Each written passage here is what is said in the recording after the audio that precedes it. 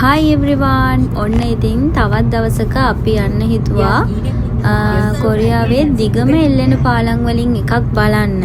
මේ පාලම තියෙන්නේ වොන්ජු වල. ඉතින් අපි වොන්ජු වල තමයි අද යන්නේ. අපි ඉන්න දිහා ඉඳලා කිලෝමීටර් 120 ගාණක් විතර තියෙනවා වොන්ජු වලට.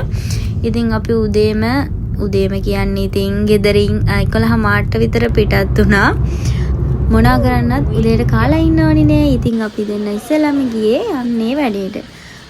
මේ ඉතින් අපේ හබියා මේකෙන් තෝරනවා මොනවද කන්නේ කියලා. කොරියන් තමයි තිබුණේ. මට බත් සුට්ටකුත් කන්න ඕන නිසා බත් තියෙන මොනවා හරි තමයි බැලුවේ.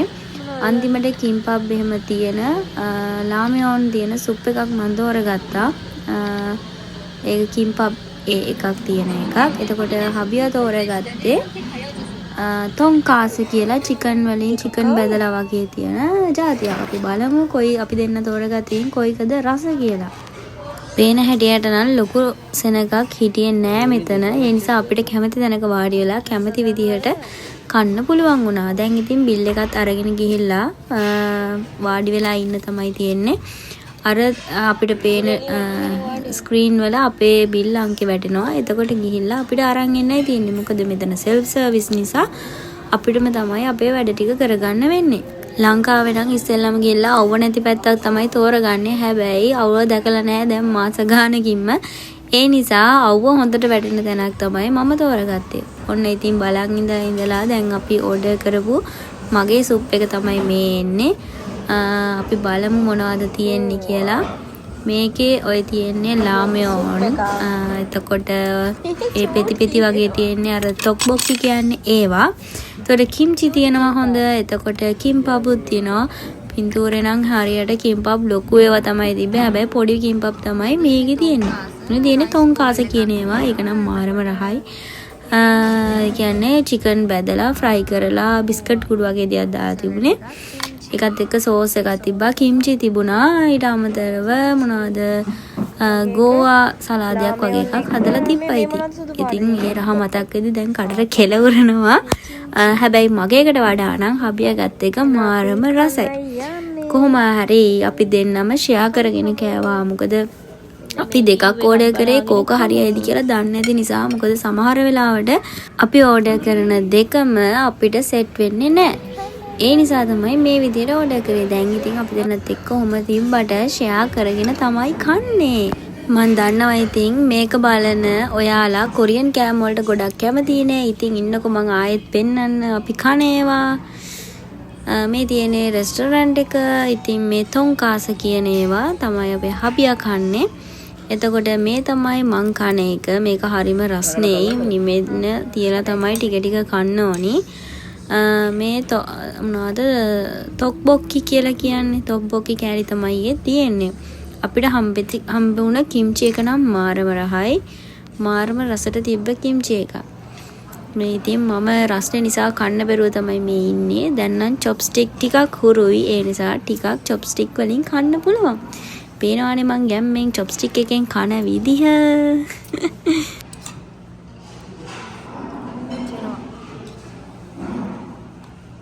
හබියා කාලේ ඉවර වෙලා ගියා වතුර බීලා එන්න. මොකද අපි වතුර බොන්න ඕනිත් අපි ගිහිල්ලා සෙල්ෆ් සර්විස් නේ. මමත් කාලා ඉවරයි. ඊට පස්සේ මාත් වතුර බීලා අපි දෙන්නත් එක්කම මේ ප්ලේට් ටික අරන් ගිහිල්ලා තියන්න ඕනි. කොහෙන්ද දාන්නවද? මෙන්න මෙතනින් තමයි මේ ප්ලේට් තියන්න ඕනි. එතකොට ඒ ටික මෙන්න මේ විදිහට අර ඇතුලේ තියෙන කිචන් එකට ගිහිල්ලා ඒක අය ගන්නවා. ඊට පස්සේ අරගෙන එයාලා හොදනවා. එහෙම තමයි මෙතන වෙන්නේ. ඊට පස්සේ දැන් අපි දෙන්නත් එක්කම පිටත් වෙන්න යන්නේ වොන්ජු වලට. දැන් කෙලින්ම ඉතින් වොන්ජු බලා තමයි. දැන් වෙලාව හරියටම 12 මාට 1ට විතර ඇති. හොඳට අවුව පායලා තිබ්බේ. හැබැයි ඇඟට මාරම සනීපයි. මොකද පොඩි සීතලක් එක්ක අවුව තියෙන්නේ. එතකොට මාරම සනීපයි ඇඟට. මොකද අවුව කාලයකට කලින් තමයි මේ හොඳටම වැටෙන්නේ. හරි එහෙනම් අපි වොන්ජු වලදී හම්බ වෙමු. බයි. ඔන්න දැන් අපි වොන්ජු වලට ආවා. ඔයාලට පේනවා ඇති උඩින් කේබල් කාස් යනවා. අපිත් දැන් කේබල් කායගේ තමයි යන්න හදන්නේ. මොකද පොඩ්ඩ දුරක් පයින් යන්න තියෙනවා. ඒ ටික යන්නේ නැතුව අපි කේබල් කාය කියනවා. මොකද ඒ එක්ස්පීරියන්ස් එකත් ගන්න ඕනි නිසා. ඒ වගේම තමයි අපි ඉක්මනට උඩට යන්න ඕනේ. දැන් දෙකත් පහු වෙලා වෙලාව තව ලයිට් එළිය අඩු වුණොත් අපිට ෆොටෝස් ගන්න එහෙම බැරි වෙනවා අඳුරු වෙනවා.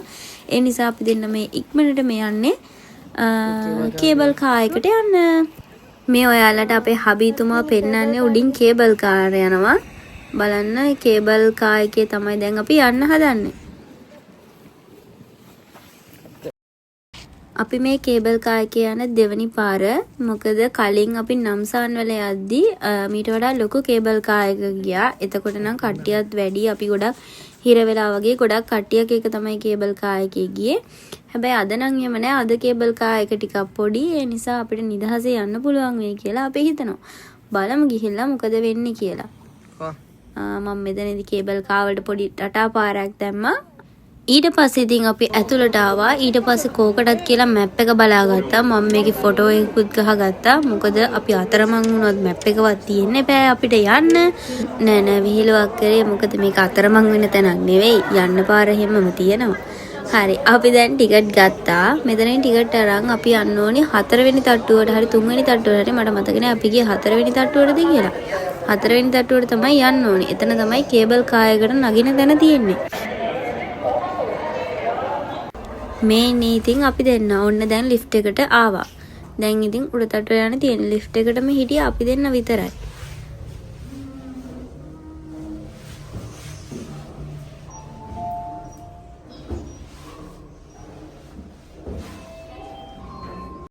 ඔන්න ඉතින් දැන් අපි උඩට ආවා.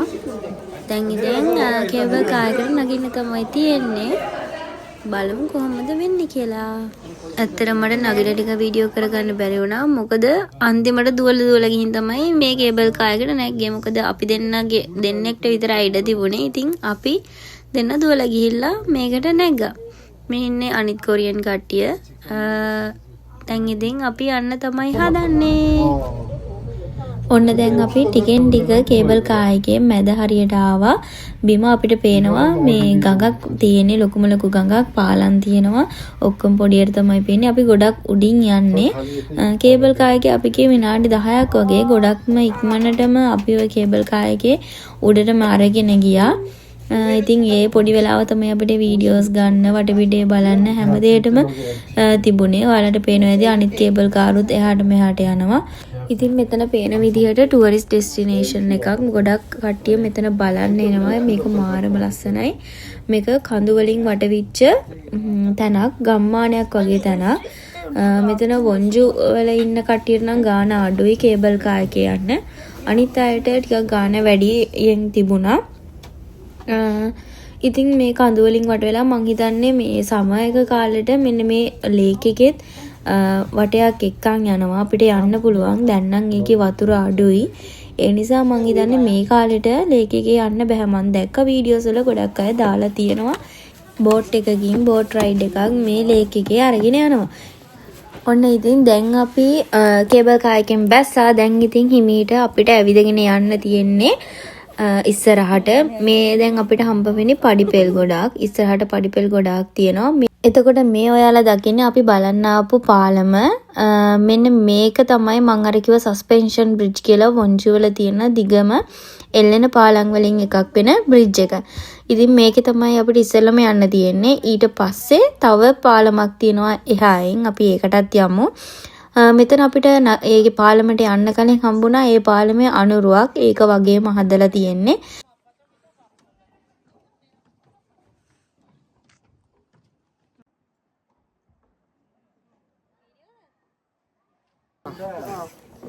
ඔන්න දැන් අපි පාලමේ යන්න හදන්නේ.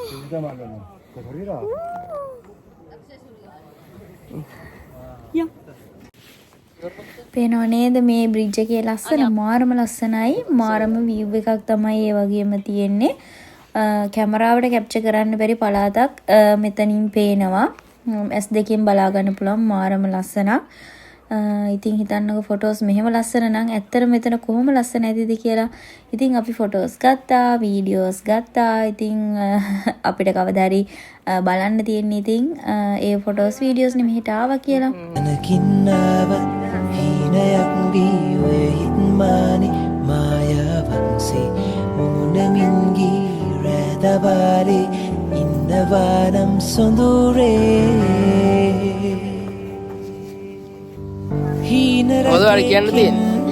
ෂෝක් කනේ අපි මොන්ජු. සෝගුම්සන්. මොන්ජු සෝක්.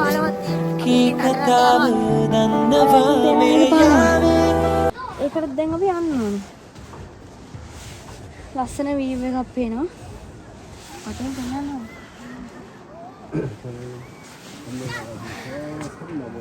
අවුයි සීතලයි දෙකම තියෙන ඉඳ මාර සනීප වෙන්නද. දැන් ලස්සන කොළ මේ කහ පාටිච්ච කොළ වීගෙන එන්නේ ලස්සනට. මෙහෙරට. එතෙන්ද? මෙතන අපි ආපු පාලම.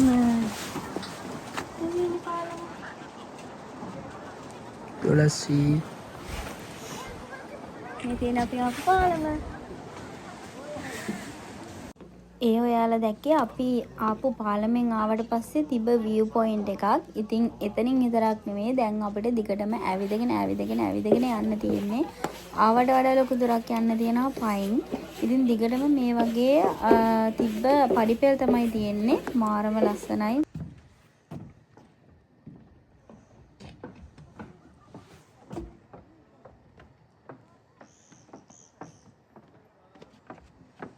මේ පරිසරයේ මාරම නිහඬියාවක් තියෙන්නේ. සත්තුන්ගේ කුරුල්ලන්ගේ හඬවල් තමයි ඇහෙන්නේ.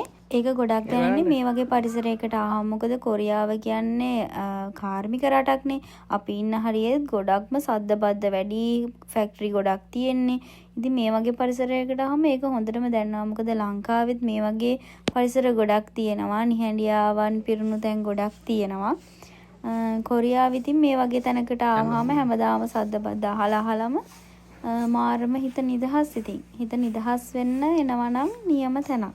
කතාවෙන් අපි අන්තිම හරියටත් ආවා අපේ ගමනේ.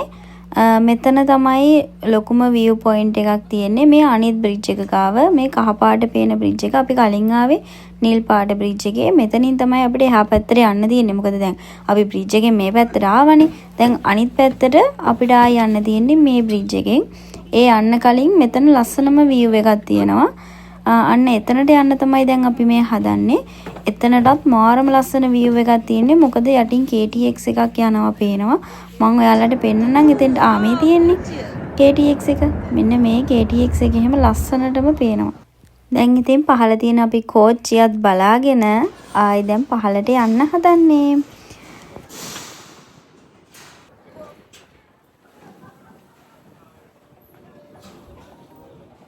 මෙන්න මෙහෙම මේ පාලම දිහා බලද්දි නම් බයත් හිතෙනවා. මොකද නිකන් නූල් වලින් එල්ලලා වගේ.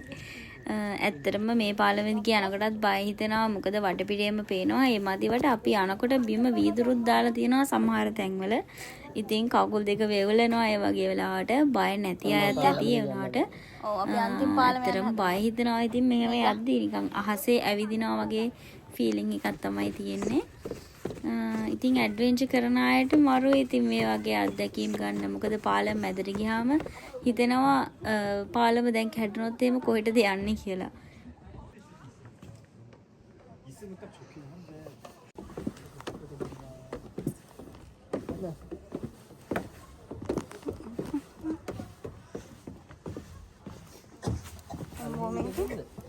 ඔන්න අපි දැන් පාලමෙන් එහා පැත්තට ආවා. මේ ඔයාලා දකින්නේ අර පාලමේ අනිත් පැත්තේ කොන.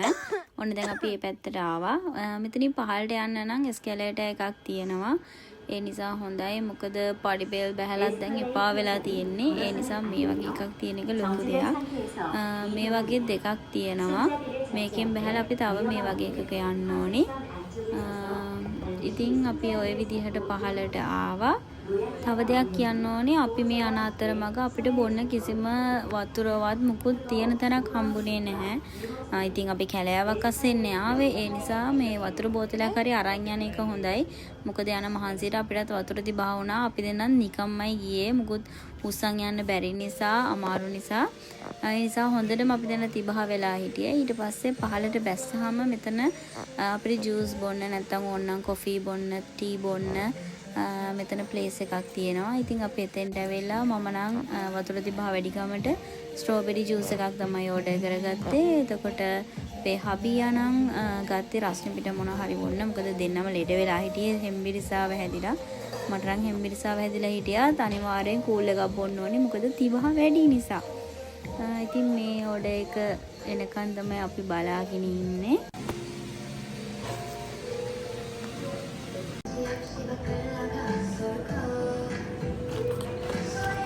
ස්ට්‍රෝබෙරි ලාතක බොන්න යන්නේ. හොඳට දිය කරගන්න ඕනේ. යට තමයි ජෑම් දෙන්නේ.